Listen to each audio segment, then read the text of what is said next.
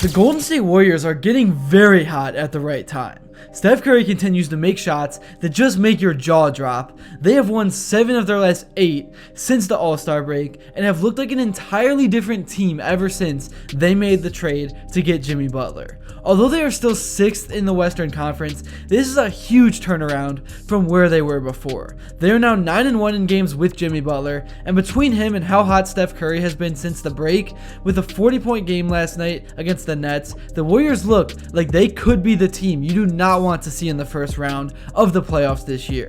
And I don't want to say it too early, but Lakers Warriors, I really hope it happens at some point throughout the playoffs. It would be electric. Before I get into everything in this video and talk about this game, I would really appreciate it if you would drop a like and subscribe. It only takes 5 seconds, plus you can always change your mind. We are on the road to 50,000 subscribers, and with your support, I believe that we can get there super fast. Alright, so I want to start with what Jimmy Butler has brought to this team and just what exactly he provides to the Warriors. So let's look at some advanced metrics surrounding him. He stuffed the stat sheet last night against the Nets, and although Curry's 40 was very impressive, which we will get into later, Butler still had a very supportive 25 points, 6 assists, and 3 steals. He now averages 17 points, 5.2 rebounds, 4.8 assists, and 1.1 steals, which are not the most glamorous stats for him. They're good, I know, but for him, he wants to be even better. Digging deeper into it, Jimmy Butler has a .210 win shares per 48 minutes since arriving in Golden State. For those of you who do not know what that means, it is essentially how much he impacts the win the Warriors got in that game and takes into account all the things that happened in the game. There are only 5 players above him while using 20% of the team's possession, and it is a very good list. The only guys above him are MVP frontrunners SGA and Nikola Jokic, Giannis Antetokounmpo, Anthony Davis, and the should-be 6th man of the year Ty Jerome. The Warriors have also outscored opponents by 13 points per 100 possessions with Butler on the floor and have a 14.5 net rating since acquiring Butler, which is 2nd in the league in that time frame. If you are not into advanced metrics or just overall do not understand them because they can be confusing and a bit tricky, Jimmy Butler is an absolute dog and brings another tough guy and leader to this team that they were missing. He impacts the game so much and has contributed immensely to the success of this team in the recent game. And his lob game has really stood out to me. He is so good at those mid-air layup lobs or whatever you want to call them. Then of course, there is the greatest shooter in the history of the game, Steph Curry. Curry, after having 56 a week ago, scored 40 against the Nets on 7 of 13 shooting from 3, and he hit some incredibly tough shots. He is no doubt the greatest shooter ever, and I think he has a case to be a top 7 player of all time.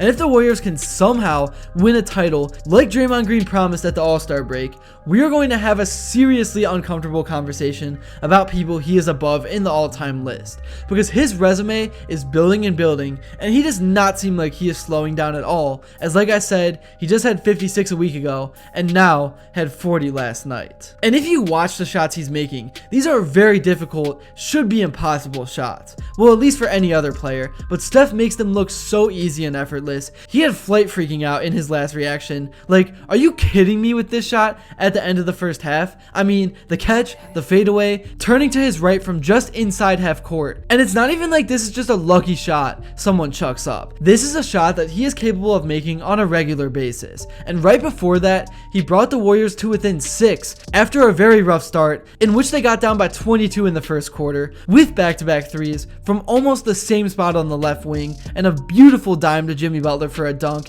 that led to a Nets timeout. He is so fun to watch and is just pure greatness out there, and I cannot wait to see what he does the rest of the season now that this Warriors team is in full gear and things are starting to click. As far as how this game went for the Warriors, like I said, very ugly start. They got down 27-5 early in the first quarter, but post All-Star break, this team is never out of a game. They were down 20 still at the end of the first and at the beginning of the second, but then they went on a 10-2 run and cut it to 10, but it seemed like every time they were coming back and had something going, the Nets just had an answer and were able to take their double-digit lead back. That is until Steph went on his run where he hit 2 back-to-back threes and then threw a touchdown pass to Butler to cut the deficit to 6. They trailed by 5 at half, and the third quarter was off to a good start for them after a Jimmy Butler 3 with 9:30 left to go to give them their first lead of the night. That would not last long, however, and the Nets quickly took back the lead and held on to it going into the fourth quarter, up 89-86. But in the fourth, the Warriors would get the lead back with about 9 minutes left to go and would hold it the rest of the game, and even got it up to 10 after a Steph Curry 3, which he signaled night-night to the Nets and their fans with about a minute to go. It looked like there was a miscommunication in their zone that led to this, and it had to have been that, because how do you leave the best shooter of all time that wide open, that late in the shot clock, and that late in the game? However, the Warriors seemed like they were doing anything they could do to give this game away after that, including multiple turnovers and crazy shots from the Nets, as Brooklyn was able to cut it to 2 with 10 seconds left. They then fouled Curry and he knocked down a pair to give him points 39 and 40 for the night, and that was truly night-night for the Nets, as the Warriors would hold on to win 121 to 119, and what I would still say is a good win overall, because they were down 22 and could have easily packed it in on the road. However, they did not, and they came all the way back to win this one to give them their 3rd straight, and that's what great teams do. They persevere and they win no matter the circumstance. Alright, now I just want to break down some of the plays in this game, and the first 2 I want to look at just show the attention that Steph Curry draws and how it creates for his teammates. This first one is just great action. It starts with a dribble handoff to Curry, he then swings it to the corner to Moody and cuts all the way baseline to the other side, and Draymond sees this and sets a pin down for Steph. The ball is swung back to Santos, and when Draymond sets this pin, both Keon Johnson and Nick Claxton go flying out at Curry. Draymond sees this and slips to the rim, and Santos hits him for an easy deuce. This next one comes late in the shot clock after Steph falls down in the middle of the lane. He then gets back up and catches it on the wing, and Quentin Post comes to set the ball screen with about 4 seconds left to go on the clock. He then ices that screen, and then both guys are on Curry, and Curry smartly hits Post with a pocket pass on the short roll that leads to an easy floater for him in the lane as the clock runs down. These are 2 plays that are not even actually called by Steve Kerr. They are just how the Warriors play and how much they move around and use the attention that Steph Curry brings to their advantage.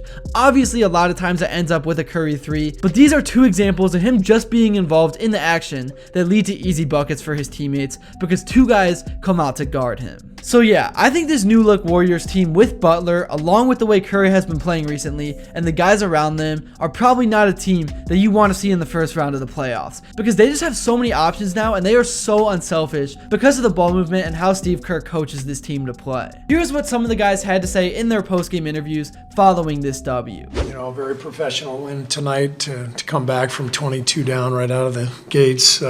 Give them credit. They just were amazing that, you know, that first quarter, they took it to us. And so for our guys to get settled and make a good comeback and take control of the game late was a hell of an effort and a great trip, 4-on-1 trip, and now we've got to go home and take care of business. Let me know in the comments below what you thought about this game. Let me know what you have thought about the Warriors post All-Star break. If you enjoyed and haven't yet, please be sure to drop a like and subscribe, because your support truly does mean the world. And also, let me know what you'd like to see next, and until then, I will see you all later.